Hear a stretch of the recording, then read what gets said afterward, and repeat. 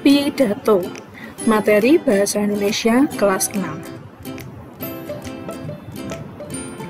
Apa yang dilakukan oleh Presiden Joko Widodo? Yang sedang dilakukan Presiden Joko Widodo ini adalah menyampaikan pidato kenegaraan di depan masyarakat, di depan para menteri di Istana Negara. Apa itu pidato?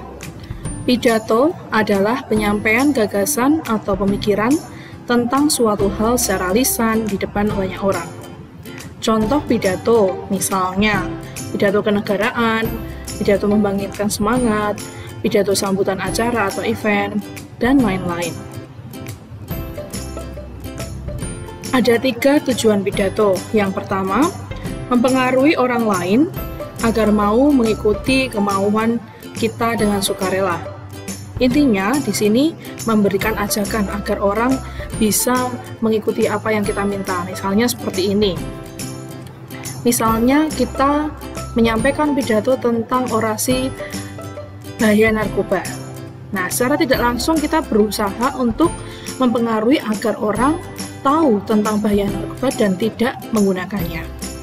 Kemudian, yang kedua, memberikan suatu pemahaman atau informasi pada orang lain. Maksudnya apa? Misalnya, berpidato tentang kepedulian lingkungan, memberikan informasi, atau tentang COVID-19.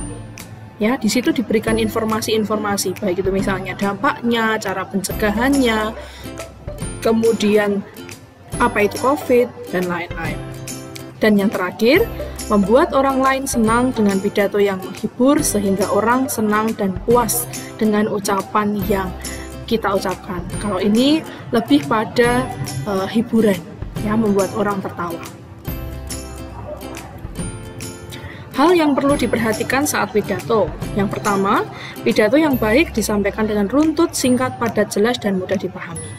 Kemudian yang kedua, ketika berpidato kita juga harus mempertimbangkan waktu agar pendengar tidak merasa bosan. Dan yang terakhir, dalam berpidato kita harus memperhatikan gaya bahasa, penampilan, serta ekspresi sehingga dapat menarik orang yang mendengar.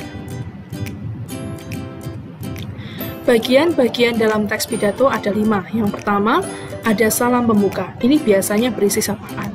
Misalnya, Assalamualaikum warahmatullahi wabarakatuh. Bisa menyampaikan juga salam sejahtera bagi kita semua.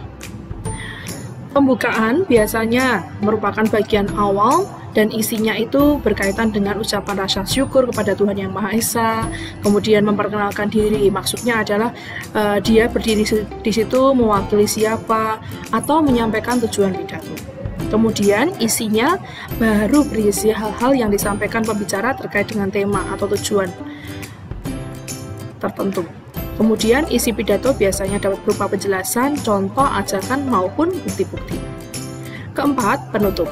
Penutup merupakan bagian akhir dalam sebuah pidato. Biasanya berisi simpulan, harapan, doa, ucapan terima kasih, dan ucapan maaf. Dan yang terakhir adalah salam penutup.